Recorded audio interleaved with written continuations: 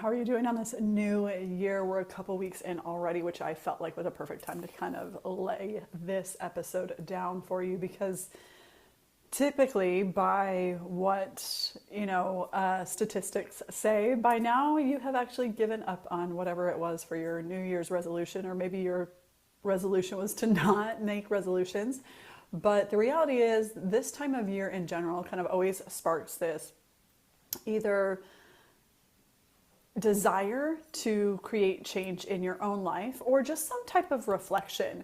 And I think there is an arc of something that's really important to talk about. And this was something that I have seen repeated in so many different facets of education that I've gone through, whether it be a yoga teacher training or getting my doctorate in natural medicine. Like, you have to understand that when you do something for the first few times, it's going to be uncomfortable. So as you're kind of approaching some of these, like whether, again, you have a resolution or you're just being reflective of like what you would like more of in your life, is that when you're starting to be like, okay, I'm ready to make some change, the first little part is always the hardest part, which is why most people have dropped off by now in the new year, in that the initiation and the momentum and the excitement behind it has started to fizzle out.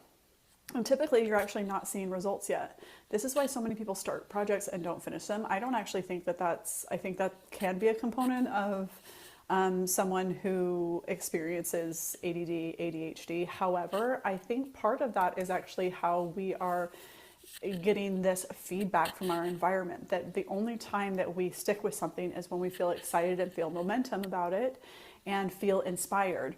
And the difference between those people who take their things that they're wanting and make it a reality for them is that they have to get over that hump, and they have to do it many times. So what I see in my practice is when people come into me, it's part of the reason that I've kind of shifted how I offer sessions, is that I don't really feel like it's like going to like a one-off of like cognitive behavioral therapy, or going to a therapist to talk about something. You go one time, it doesn't really help you.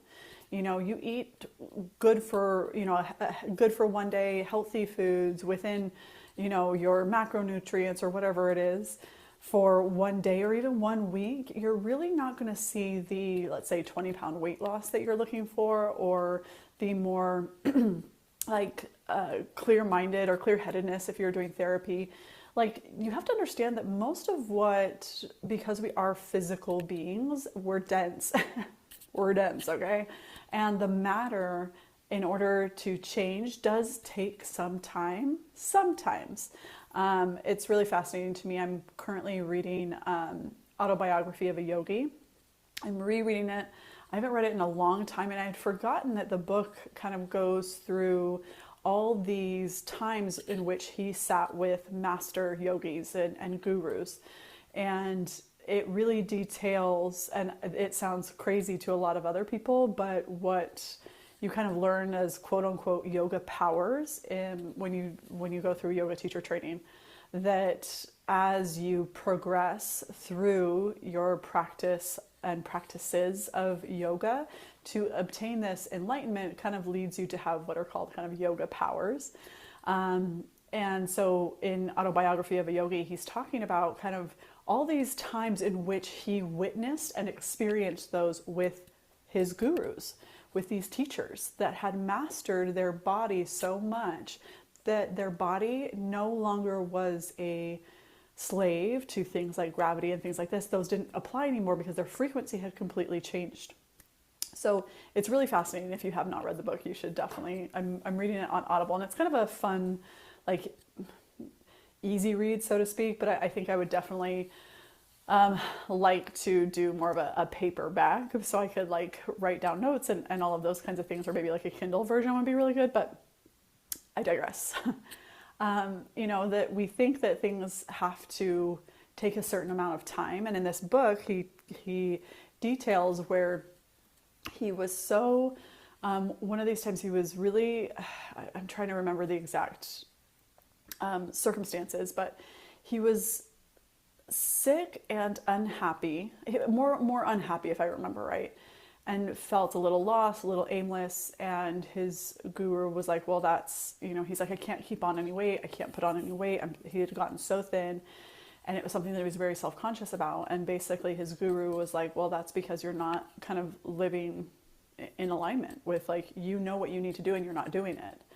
And once you kind of attune yourself to this like frequency, I'm paraphrasing significantly. So literally he did what the guru told him to do. He's like, hey, do this and it won't be a problem for you anymore. He did it. And overnight, he's like, I put on something like 40 or 50 pounds. He was so malnourished, so to speak, or so thin. And he's like, literally people were commenting, wow, you're a totally different person. Like, what happened? And so it's a good frame of reference is that, one, when you have goals, yes, it's important to put maybe a time frame on them. Yes, maybe it's something to have kind of expectations to keep moving the needle forward.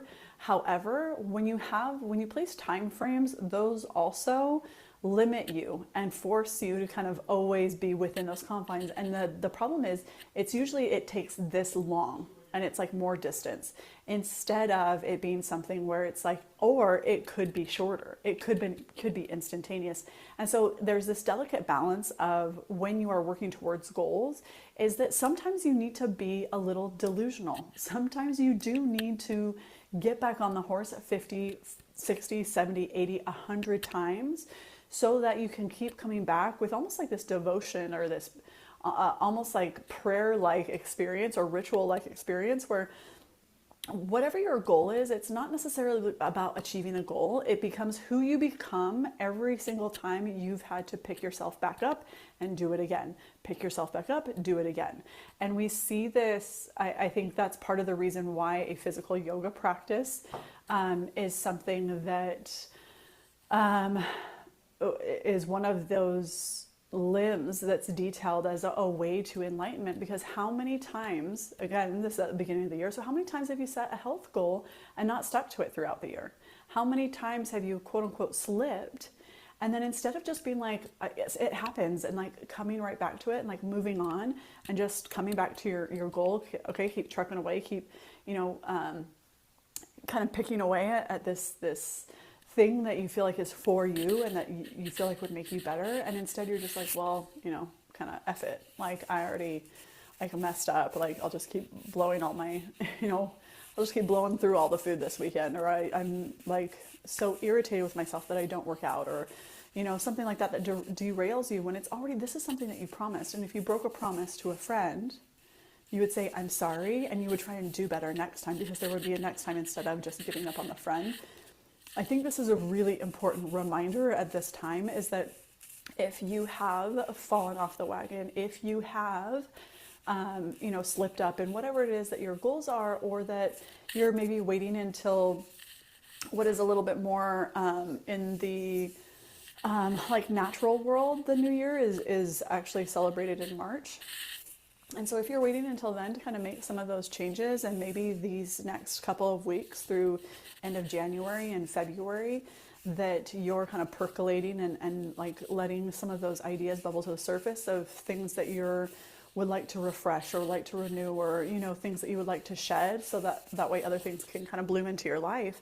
That understanding that some of these times, these things that you want, these things that are meant for you, are not just going to be a straight shot. And in fact, I'm pretty sure everybody who ever has had whatever it is that you want to have, whether it be money, health, relationships, it wasn't just you like get on the ride and it just goes. They've had to like navigate some serious setbacks in order to, I think, fully appreciate what that does for them. So for me, I lost 50 pounds, and I was like, okay, this was it was probably about 12 years or so ago, 12 years ago. And I was like, okay, I want to do a fitness competition before I turned 30. I ended up doing 2 of those. And then I didn't stay stage lean, but I was able to keep off the weight that I had gained, throughout my early 20s, this 50 pounds really easily. And I noticed that when other things started to take a front seat besides my health is actually when I started to put on weight, when I stopped feeling excited to go to the gym. And mind you, you're not really excited every day to go to the gym. Like, you might be glad when you're done, but most people don't like roll out of bed and be like, God, I can't wait to go every single day. Sometimes it's like that, but not every day. And, but I was finding more and more that it was just, I was going through the motions, which meant I wasn't like, kind of challenging myself, that I was becoming very, very loose with my diet and what I was eating, and was eating a lot more processed foods, or just foods that like are not, that I know aren't great for me, and slowly started to put weight back on. And so I'm like, okay, the thing is, it's never one of these things that a lot of times I see this so much in business and in health, and that's probably because that's the two realms that I work in primarily. But, you think, okay, I have this one product and now I'm just going to sell it. Or now that I've hit my goal weight, now I'm just going to maintain it. And it doesn't really work like that. And so at the beginning of the new year, I want to say this to you because I want to remind you that if you've fallen off, that you are going to have to, even once the goal is achieved, you are still going to have to chip away at either maintenance, or you're going to have something new, or, you're going to navigate maybe a injury, or you might navigate something else. And it's understanding that that's part of it. And that part of setting some type of goal for yourself is understanding that you are going to probably 99.9% sure mess up at some point. And you're going to have to learn to forgive yourself and move on. Move on. Just get back on and keep committing to what you promised to yourself. It's really learning to trust that when you say you're going to do something, you're going to do it. And that your follow through is there. Because when you hold that expectation for yourself, you then hold other people in your life to that standard.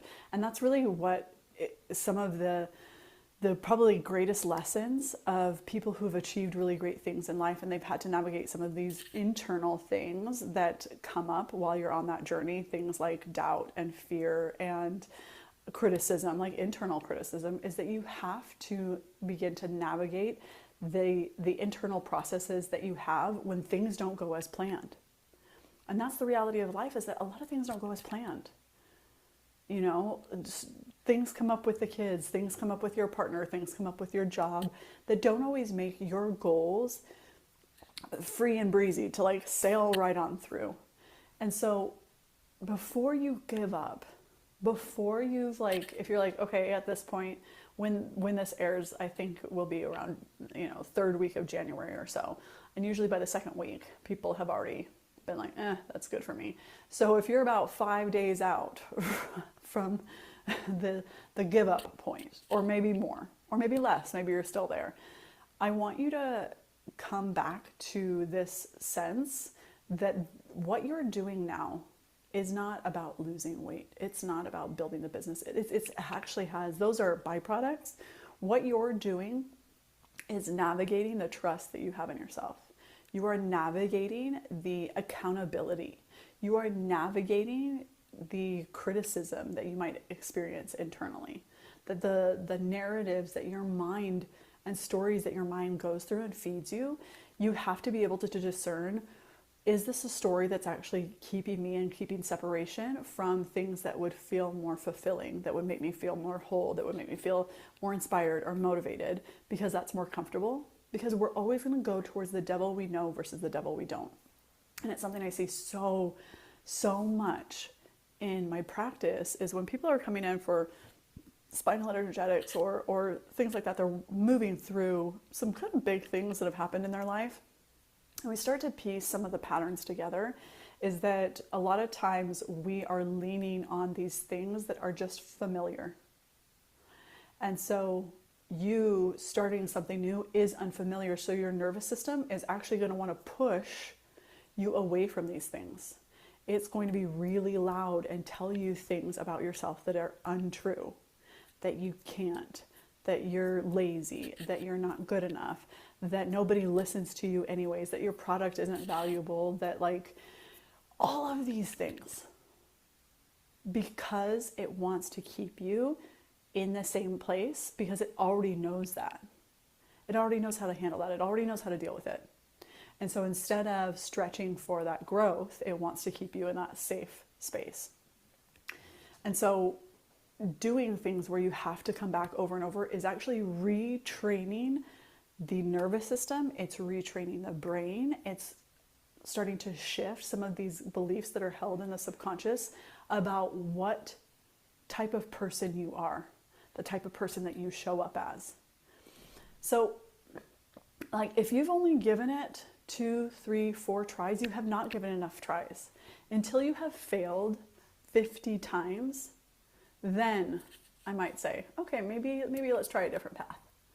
But a lot of times it takes that many times failing or falling off the wagon or whatever to be able to get back up and to recommit. And the more that you use that muscle, basically, of consistency, I always call it more of like a devotion. You know, if I'm committing to something for my health, I'm doing it because I love my body and I want my body to be healthy. When I commit to something for business, it's because honestly, I feel like this is my purpose. This is what I love to do, and I love to help other people come closer to their purposes and release a lot of these patterns that keep them and separate them from their like authentic, I feel like that's such a buzzword, but like their authenticity, like who they know that they are, but they can't access it sometimes because it's almost like you're wearing kind of too many coats to see yourself. It's like all of this protection. So when we take off the layers of protection, when we take off the armor, when we take off the masks, being able to really see yourself, love yourself, and accept yourself, like that's truly what I love to do. And that looks like certain modalities, like spinal energetics, like working with, some homeopathy options for emotions, like working through some health things. Like everybody is a little bit different that kind of comes through my doors in that sense. But the number one thing is always nervous system regulation, because it always ties back to what is actually ingrained and what in who we are from, again, this is debatable, but from before we're born. So whether you want to call that your personality or your essence or your karma, kind of, if you have a lot of kids, you know, every single child is a little bit different. Even though they might have the same genetic makeup, they come out and they're very, very different. And that's kind of what I talk about being your essence or your karma, that you kind of come in this certain way and you bring in with you something. And then you have the nurture element, where the nurture element then, based on your predisposition, you respond to the environment around you, and that kind of shapes the way that you view and see the world. You need to, even saying that, I'm very careful to not say who you are, because that's not true. A lot of the ways that you learn to behave, or you learn coping things, or again, you find that familiar area, is because behaving that way and interpreting the world that way made you feel safe, and the way that you needed to respond at that time to create safety in your body, even if long term it's not helpful. And so the more that you're committing to something this New Year's, of I'm changing this, I'm doing this, whatever it is that you're adding in or taking away, understand that it is not ever, even if you've fallen off for a year or more, too late to come back. Because when you do that, it's really not about the goal itself. It's about who you have to become in the in-between.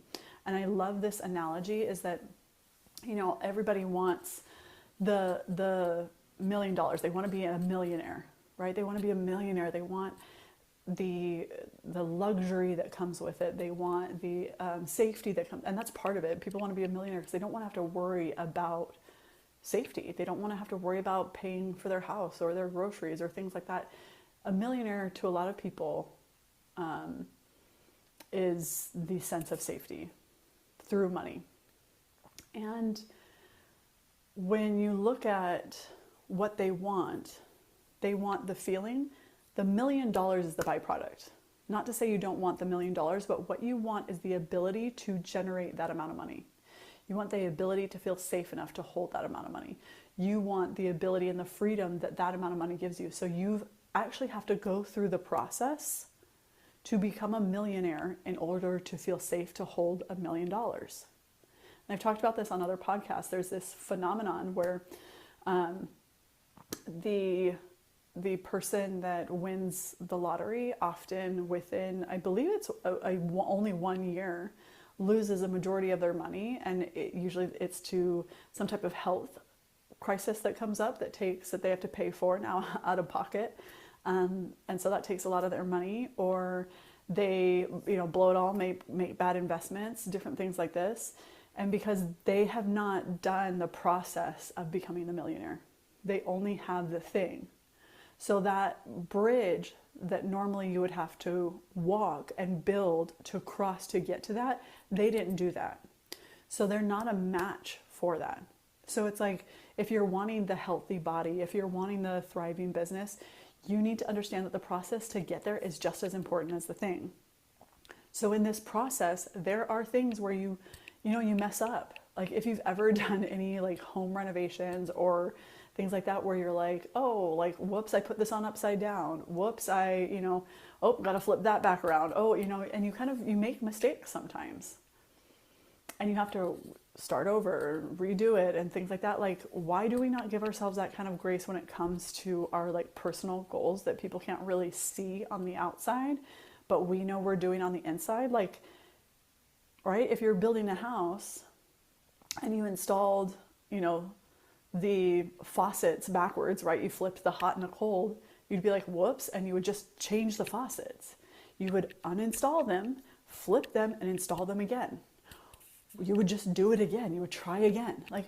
And it would be no big deal. But for some reason, when it comes to other goals and things like that we're working towards, that we're building, we're like, oops, we messed up. I guess we'll just quit. I guess that's it. Good for that was, good college effort, or what is it? The good college try. Like, you need to be able to give yourself the grace of messing up so many times that it really just becomes that it doesn't really matter about the thing. It's that you're just going to come back to it. I'm just going to get back on. I'm just going to get back on. I'm just going to get back on. And because eventually I'll get there if I just keep getting back on. Eventually I'll get to that point, because it will become so programmed in me that it will become normal. And I think during this time of year, that's really, really important, whether it's a spiritual practice, a health practice, something that you're doing and building in business, that it's important that you have this conversation or listen to this conversation and really internalize, like, what does that actually mean for you right now? And if you haven't planned anything yet for yourself and you're like, oh, I'm going to wait, or I'm not going to do a resolution, like maybe there are other things in your life that you're already working towards, and maybe it's hard for you to come back to. Maybe you've gone 6 months and you're like, ugh, it's kind of in the back of my mind all the time. Basically, it's like a tab that's open, that's living and with free rent in my mind, right? It's a tab that's open on my computer that's just taking up energy. But now that you know that falling off and messing up is part of the process, it's no big deal. You just get back on. You just do it again. You just start over, because every time you start over, you're not starting at zero ever, because now you have a little bit of experience. So you're always actually starting a little further ahead, and every little bit counts. Every little bit counts. And this is when people come into me for spinal energetic sessions, and we work through some nervous system stuff, and I'm like, okay, you came into this session, this is really great. Now here's kind of what you need to be focusing on, or kind of doing on the in-between. And a lot of times it's things that make people feel very uncomfortable. They're not used to doing. So they often don't do their quote unquote homework. I shouldn't say often, but sometimes. And they come back to me, and the ones who do it are always like, this is what you were talking about. And I was like, yes. It's not about the moment where you're motivated and excited. It's actually about the moments that are in between that change you the most. When you come into a spinal energetic session and we've had this beautiful conversation about how you want to repair things with one of your parents, and you're like, I'm really nervous to have this conversation, but there's so many things on my heart. I want a relationship with them, but like it has to start here, because I don't feel, if I don't say this, I can't be vulnerable and close with them. So I need to be able to share this so that we can move forward. And like all of the fear that comes up around that, and all of the possible feelings of abandonment and who you are. And so, like, it is very, very complex. And we're like, okay, now if you leave the session, I was like, now I want you to make a time for you to call the parent. You know, you call whoever, the parent that you're working through this with, and or like text them and be like, hey, can we talk? Like, do you have some time this week? I just wanted to like sit and have a chat. I have some just things that I want to kind of talk to you about, but I wanted to like call you on the phone and actually chat. Like, make it a point. Or sometimes what I find really interesting is sometimes those things naturally come up within like 24 hours afterwards, because the field of energy around their bodies that holds and houses information has changed. And so now the world responds to them differently.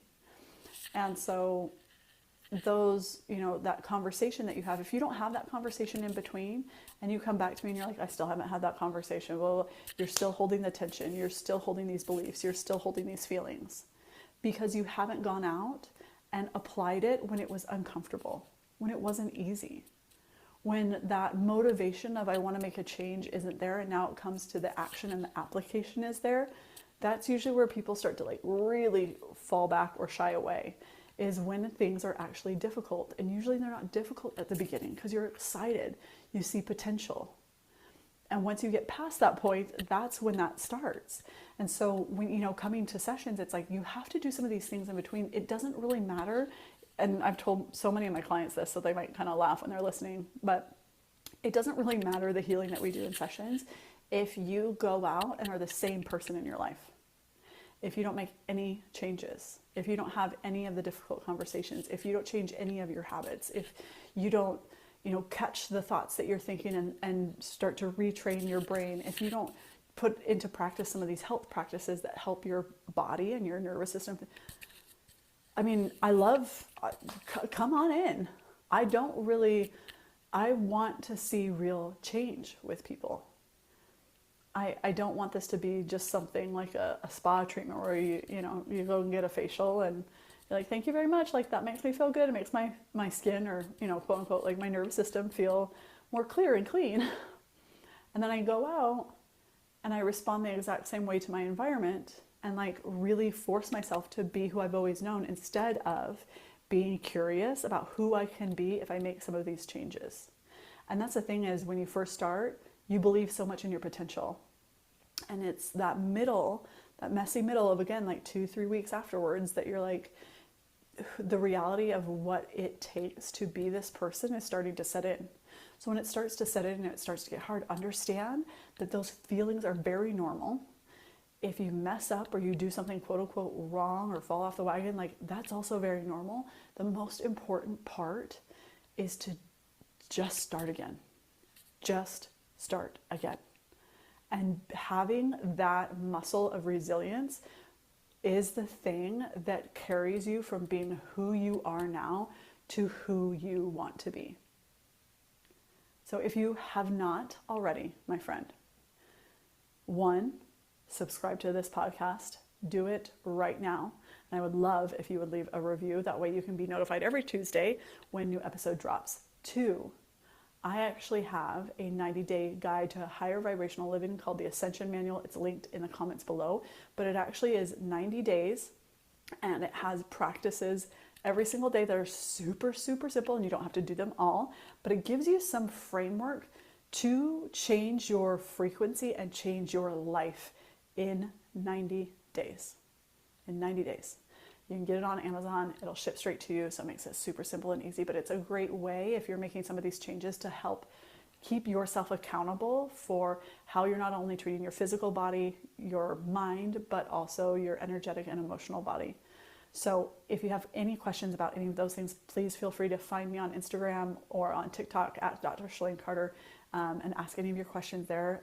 Other than that, you guys have a really, really wonderful, wonderful January. Cheers.